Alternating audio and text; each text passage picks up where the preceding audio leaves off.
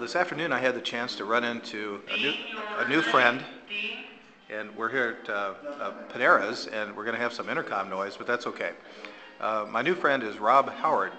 Rob is the owner of Capital City Entertainment, LLC, and he's the fellow that's responsible for some of the mixed martial arts fighting events that have been going on in Jefferson City for the past year and a half or so.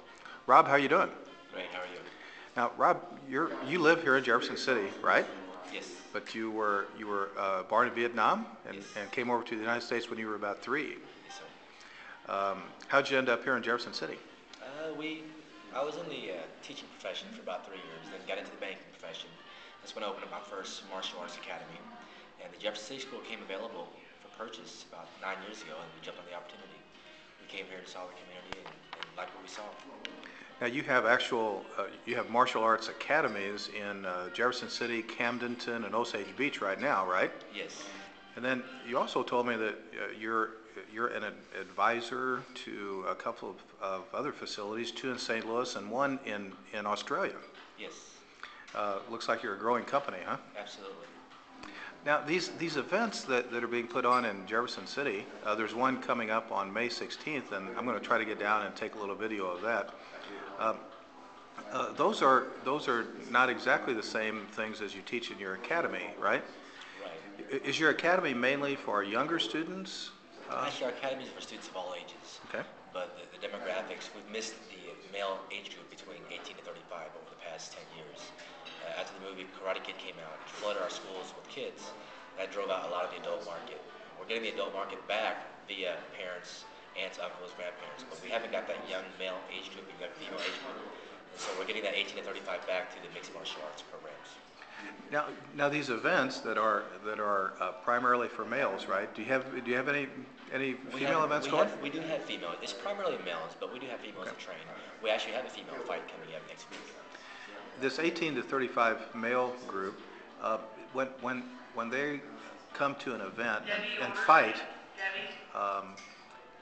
that you don't just let people walk in that afternoon and sign up and go fight, right?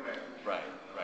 I wouldn't want to put someone at a disadvantage like that. You have to have training. I require all of our athletes to have at least 3 months training in order to get into a competition. Okay. So at least 3 months training, and then do you try to match them with folks of similar capabilities so you Yes. don't create mismatches? Yes, all of our new guys we pair up against other new guys. The guys that have winning records, we pair up against other guys with winning records. Yes, it's to mismatch someone, especially if it's in your favor, it's bad for the sport because the fans don't enjoy it. It's bad for the athlete that gets beat. They're probably gonna be discouraged and leave the sport altogether. And so we try to match all of our guys up pretty evenly. Now these events you were telling me are actually run by the students. Yes, they're actually run by the athletes. The shows that we have in Jefferson City are put on by the Jeff City athletes and the Lake Ozark athletes. Primarily the Jeff City guys will fight in Jeff City, and the Lake Ozark shows, the Lake guys will fight. And so whichever venue they're not fighting in, they serve as security, staff, and promotion of the event. These guys are amateurs, right? They don't make any money at these fights. They're all amateurs. None of them get paid. Okay.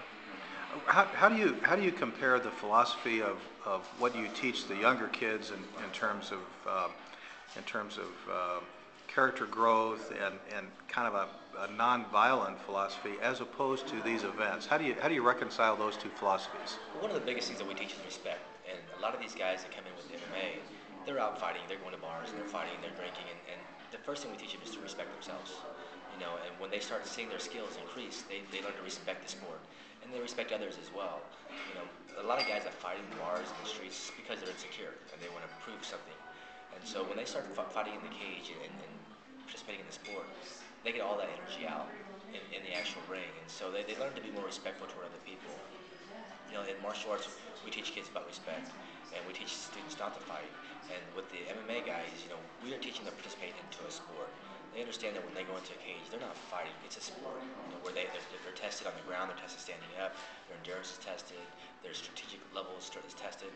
And so, we try to really encourage them to look at this as a sport and not as a fight. As a matter of fact, you were telling me that when somebody's involved in a program and helping out with the events and they're in training, you have a zero tolerance policy. If they engage in any fighting outside of the program, they're out of the program, right? Yes, we don't allow anyone to come in and participate in our programs and to take what we teach them out into the street and apply it to other people. You know, the biggest thing is respect. They have to respect others and respect themselves. If any fighters get caught outside into a confrontation, they're expelled from the school immediately. Well, Rob, thanks for your time. I'm going to try to get by one of the events and take a little video clip so that High Street Beat can let the public know about these events. I've always been intrigued by the signs and some of the advertisements, and it just to be honest with you, it's a whole lot more responsible and a whole lot more character oriented than I would have thought. So I appreciate meeting you, and I hope to learn a little bit more about the sport.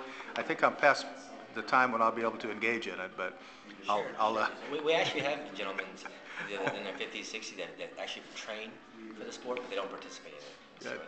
it's great exercise. It's a good stress outlet as well. Well, thanks for your time, and good luck, man. Thank you. Okay.